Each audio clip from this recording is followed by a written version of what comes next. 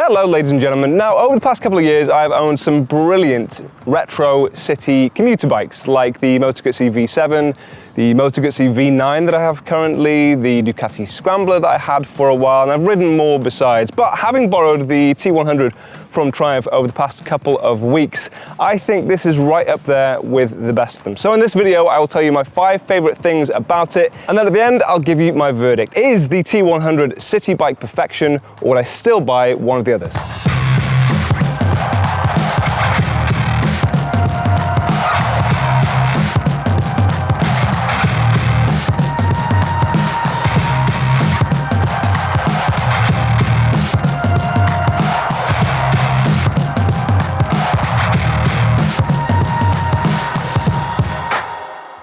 Okay, the first point, it is an obvious one, style. It's a Triumph Bonneville, and even non-bikers know that name. And I would also assume that non-bikers could be fooled by the retro styling on this bike. It looks authentically classic, it looks authentically old school. The version that I have here is extra special in that it is one of their Gold Line bikes, which means that it has this lovely contrasting silver and green and that hand-painted gold line running down the tank and gold detailing on it. There is no denying that it matches this bike wonderfully. It is only available this year and it does bump up the price by £600, but you don't necessarily have to go for this. You can go for one of their other colours. All of the fit and finish on this bike is excellent. You can see that from the ground up, and there are little details across it. I mean, a really particular one, but I really like the mirrors on these. They look really good, but they also work really well. You don't get a lot of vibration through them. The big chunky tactile controls. I love the dual clocks. If you want to look at something like the Street Twin, obviously you just get that single clock.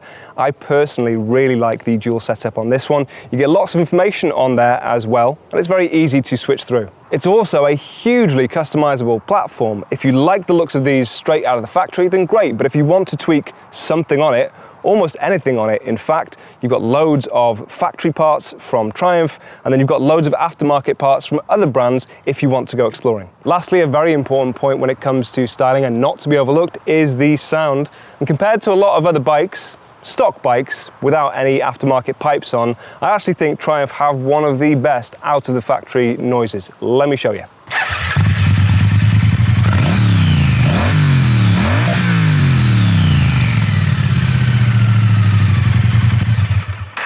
It's things like that that make you buy a bike with your heart. That does sound nice, to be fair, but before Tim gets onto the next one, do you know what also sounds nice?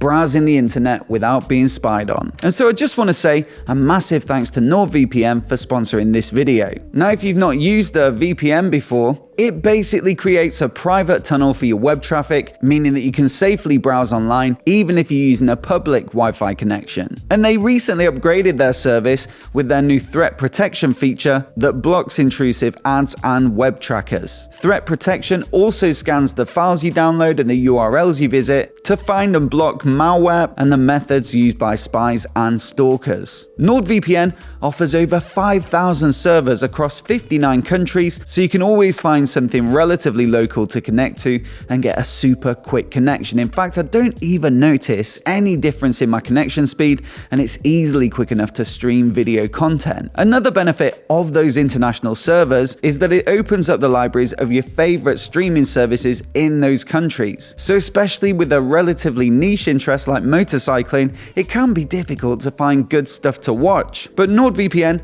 opens up all sorts of news shows across the globe. So if you want to protect yourself online across all your devices, then head to nordvpn.com/motobob. You'll find a massive discount plus their 30-day money-back guarantee, which means that if you're not happy, then you're no worse off. So once again, a massive thanks to NordVPN for supporting the channel. Next up is performance. That engine is very well known. They use it in quite a few different bikes because it works so well. You get around 64 brake horsepower and 80 Newton meters of torque, which is plenty for the type of riding you would be using this bike for. It feels appropriate in this machine. What's really nice about it, specifically for city riding, is that it is quite torquey. It gives you the power exactly where you need and want it to be. If you need to get ahead of traffic, out of trouble, it's a really useful thing to have. One of the more surprising aspects, though, is just how smooth that engine is. The pull is really smooth, obviously electronically managed now, so that really helps level it out. But the delivery is so silky, it's very easy to use in a town. If you're hitting potholes or speed bumps, your throttle hand can do whatever it wants to and the bike will still behave. It also doesn't give you any unnecessary vibration, even at high speeds, in fact. So the other really good thing about that engine and this bike in particular is that it is big enough you can go and have a bit of a play on the weekends, go and stretch your legs and go further afield. And that's not true necessarily of all city bikes, especially these smaller capacity ones. It is nice though, you don't always just do commuting, to have something you can go and have a faster ride with on some more open roads. Something that it does miss over certain rivals though is an extra gear. So it only has 5 gears, but again, those are silky smooth. That gearbox is very easy to get on with. And the ratios are usable even at higher speeds. So even in 5th gear at 70 miles an hour, it doesn't feel that much under strain. Next, we have the sexiest of all topics, practicalities. It is a very practical bike, and in a city setting, some of its geometry really comes into play. Most notably, it is quite a compact machine, really narrow at the bars and very easy to thread through traffic. It's got a very approachable seat height at 790 millimeters. That makes it really easy to flat foot both feet on the ground. Again, through traffic, stop-start riding, that is useful. It's also a very stable machine, which is always nice. And the steering geometry is such that it is very light to turn at lower speeds. Once you get up to higher speeds, it does stiffen up a little bit and give you a bit more control and precision.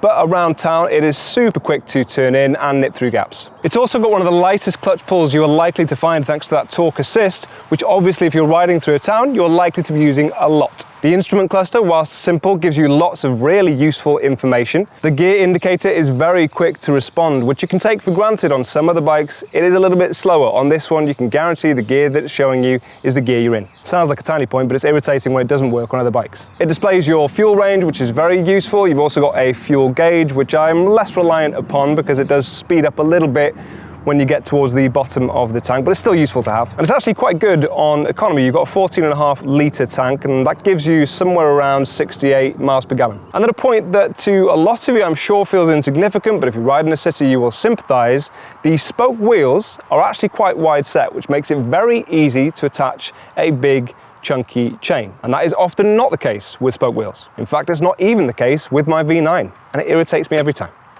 Fourth point is comfort. It's a very comfortable bike to ride. A lot of that is thanks to the geometry of it. It is set up in just the right way. There is no strain on your arms, your shoulders, your neck. It's a very comfortable riding position. Even your legs are in a very comfortable riding position. As I mentioned, it has got a relatively low seat height at 790 millimeters, but you've actually got a decent amount of legroom. The smoothness of the engine definitely comes into play when you get up to higher speeds.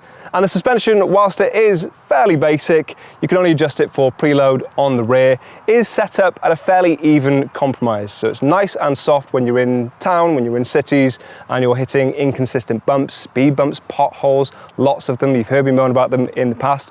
But when you get it out on the faster stuff, it is firm enough that you feel like you can push on. And if you dial up the preload on the rear, you can very easily, very comfortably take a passenger with you. This seat is super comfortable, and the fact that it is level means they are the same height as you. They'll be much more comfortable, much less hunched over, and again, they've got decent legroom.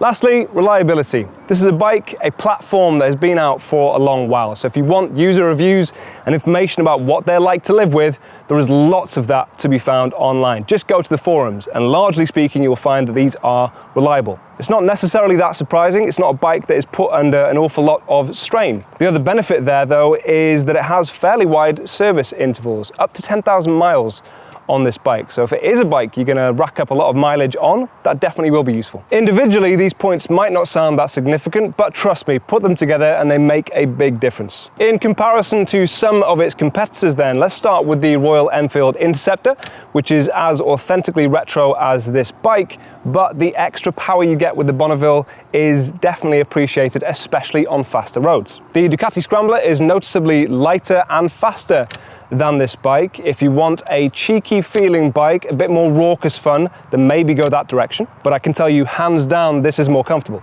The V9, if you'll forgive me, I will ignore, because if you're dead set on buying a Moto Guzzi, the V7 is the one you want. And in that comparison, I would say actually it's the closest rival for the Bonneville. They have very similar performance, very similar power. It just takes that retro vibe and pushes it a little bit further. It's got an awful lot of charm and charisma. The other big benefit is that shaft drive, which is much easier to maintain through the winter. Now, if you're wondering out of them which one I would buy, my head would definitely tell me to buy the Triumph. It is the best all-rounder.